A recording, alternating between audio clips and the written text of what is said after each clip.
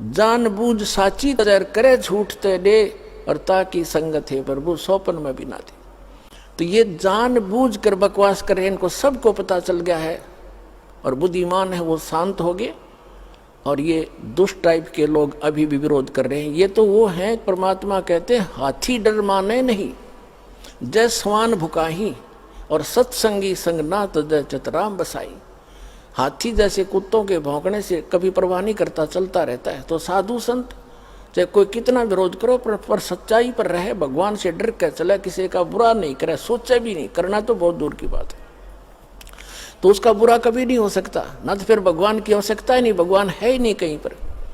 तो अब उस आश्रम के अंदर पुलिस वहीं पर सरकार के कब्जे में, और करोड़ों की चोरी करवा दी, एसी तक उठा ले गए, और उसको कह दिया अनट्रेसेबल है, पता नहीं लगा चोर का। तुम टिंडे लेने बैठी थे पुलिस वहां पर, चोर का पता नहीं लगा। अरे ये पता लगेगा चोर का। भगवान कहते तुमने उस दरगाह का महल नहीं देखा, धर्मराज के लिख तिल तिल का लेखा।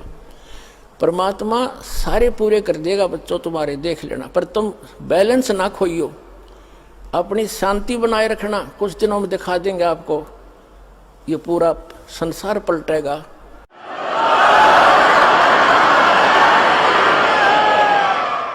और परमात्मा ने उससे 4 गुना तो यहाँ दे दिया आश्रम, और मध्य प्रदेश के अंदर इससे भी दुगना आश्रम 22 एकड़ का एमपी के अंदर दे दिया, और उससे भी ज्यादा भर दिया।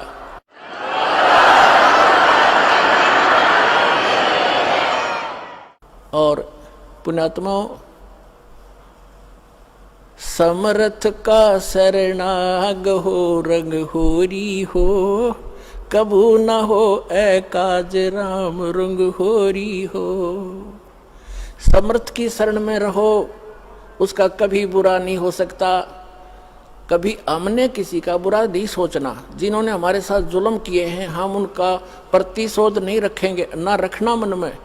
फिर भगवान रूस जाएगा, उसका फिर ऑपरेशन खत्म हो जाएगा अगर आप उसका बदला लेना चाहोगे। कभी नहीं सोचना, भगवान पर छोड़कर चलो, अपना बचाव रखो। संत का एक नियम होता है, किसी से लड़ना नहीं और डरना नहीं, क्योंकि चोर डरा करते, साधु संत डरा नहीं करते। संत सूरमा और साधु आगे को बढ़ाकर, सिंह सूरमा और संत आगे को बढ़ते हैं, पीछे को नहीं चलते। तो जो परमार्थी व्यक्ति होते हैं वो बैक नहीं होते, क्योंकि उनका उद्देश्य बुरा करने का नहीं होता है। इसलिए आपसे दास की प्रार्थना है, अपना सतलोक आश्रम करोथा की सफाई करो, प्यार से रहो, और उसको वैसा ही चमका दो जैसा पहले इन दुष्ट लोगों ने हमसे लिया था, और वैसा ही फिर वहाँ से सत्संग किया करेंगे।